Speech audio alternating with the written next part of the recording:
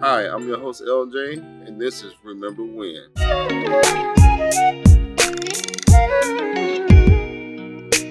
And this Remember When, it takes me back to my childhood.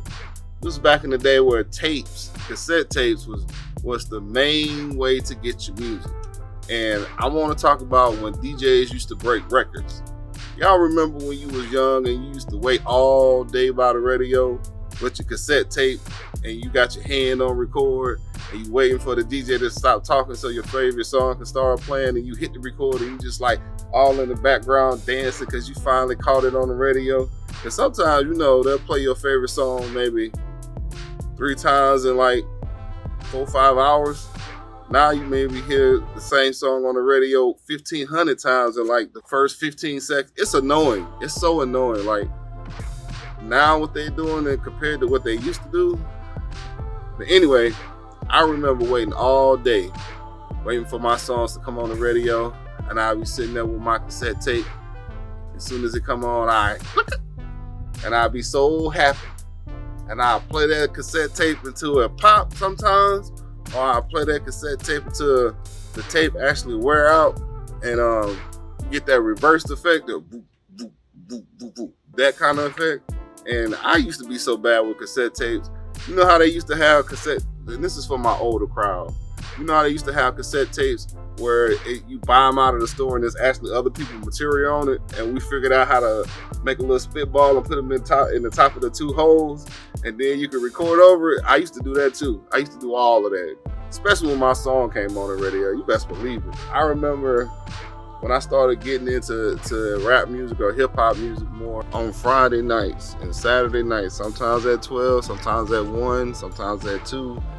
Radio station that used to be on AM radio, it used to be like high numbers, and you would catch the radio station. Then AM was low numbers, like 88.5 or something like that. Sometimes they used to broadcast hip hop, and then you would break records, and it'd be records like now.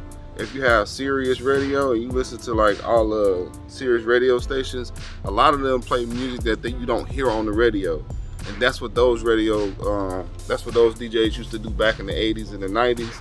They used to break those record stations and still a record is still airtime and like play something or whatever until somebody about to come and shut them down, and then they'll just dip out, and then next time you hear from them, they be at another location.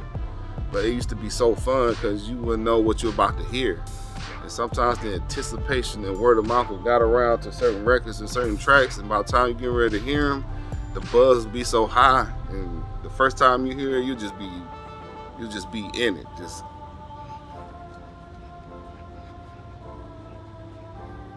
Y'all know what I'm talking about, the hip hop heads out there, the people who like rap music. But anyway, this is LJ, and this has been Remember When. Thank you for watching, and I'm out. Peace. Technology wasn't so prevalent. It was just kind of in the baby steps, if you will. If you look at technology now, it's everywhere. Like, it's everywhere. And it's good and all, but the thing about technology that I like about old school over technology is consistency. Like, with the old school registers, you could just plug it in and it'll work until it eventually die. Now with technology, soon as you need to use technology, that's when technology is unavailable for you. Whether it's the internet, whether it's your phone not working, whether it's your laptop not working, whether it's some crazy situation that's happened, whether the website might be down, who knows?